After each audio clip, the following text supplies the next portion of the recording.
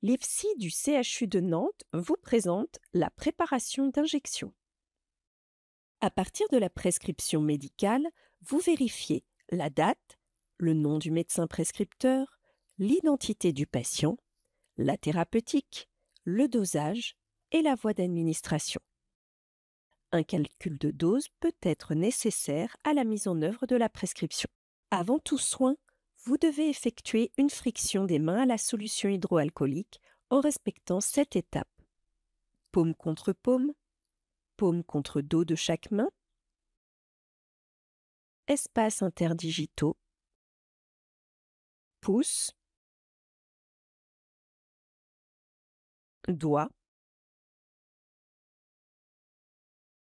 ongle et enfin bord cubital et poignet.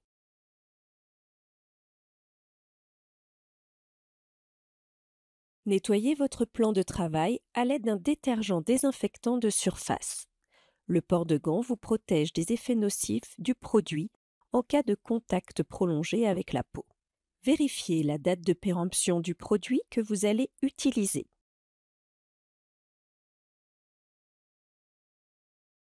Désinfectez le plan de travail avec la technique de la godille afin d'éviter de repasser 2 fois au même endroit. N'oubliez pas de faire le contour du plan de travail.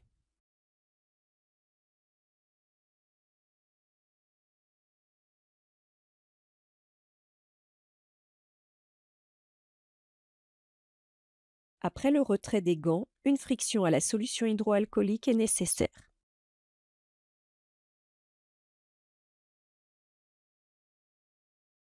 Préparez le matériel nécessaire en vérifiant les dates de péremption de chaque produit et chaque matériel que vous utilisez. La date de péremption est indiquée par un sablier, à ne pas confondre avec la date de fabrication indiquée par un pictogramme en forme d'usine. Sur le flacon d'alcool modifié et la solution hydroalcoolique, il faut vérifier en plus de la date de péremption, la date d'ouverture du flacon et vous assurer que la validité du produit est correcte.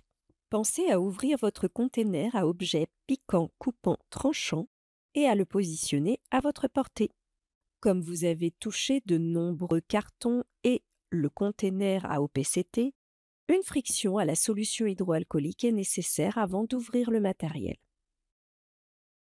Lors de l'ouverture du matériel, veillez à ne pas mettre vos doigts à l'intérieur des sachets afin de préserver la stérilité du matériel.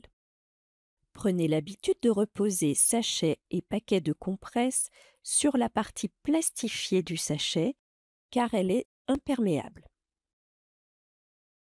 Veillez à ne pas rabattre sur les compresses la partie du sachet que vous avez touchée pour ouvrir le paquet. Les compresses ne seraient plus stériles.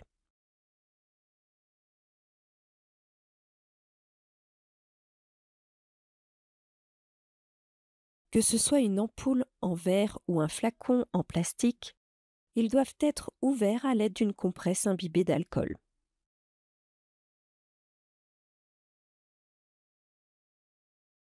Insérez l'aiguille sur l'embout de la seringue en veillant à ne pas toucher ni l'aiguille ni l'embout de la seringue. Saisissez le flacon fermement entre votre index et votre majeur. Insérez l'aiguille sans toucher l'extérieur du flacon. Positionnez la seringue en appui sur la paume de votre main pour assurer une stabilité. Votre deuxième main est alors libre pour actionner le piston de la seringue. Votre index s'appuie sur l'embrasse de la seringue pendant que votre pouce et votre majeur actionnent la tirette du piston afin de prélever le produit. Vous devez veiller à ne jamais toucher le piston qui doit rester stérile. Une fois l'intégralité du produit prélevée, vous purgez l'air présent dans la seringue au-dessus d'un plan propre, haricot propre ou paquet de compresses. Ensuite, ôtez l'aiguille à l'aide d'une compresse imbibée d'alcool et jetez-la directement dans le conteneur à OPCT. Replacez la seringue dans son sachet sans toucher l'extérieur du sachet ni les bords que vous avez touchés. N'oubliez pas d'identifier votre seringue en indiquant sur l'étiquette le nom du produit et la voie d'administration, son dosage, dilution, concentration, la date et l'heure de la préparation ainsi que le nom du préparateur et l'identité du patient à qui le produit est destiné. Il existe plusieurs types de seringues. Les seringues à embout centré. Pour purger l'air de ce type de seringue, il faut la maintenir à la verticale. Pour les seringues à embout décentré, vous devez purger l'air en penchant votre seringue. N'oubliez pas de trier vos déchets à la fin de la préparation.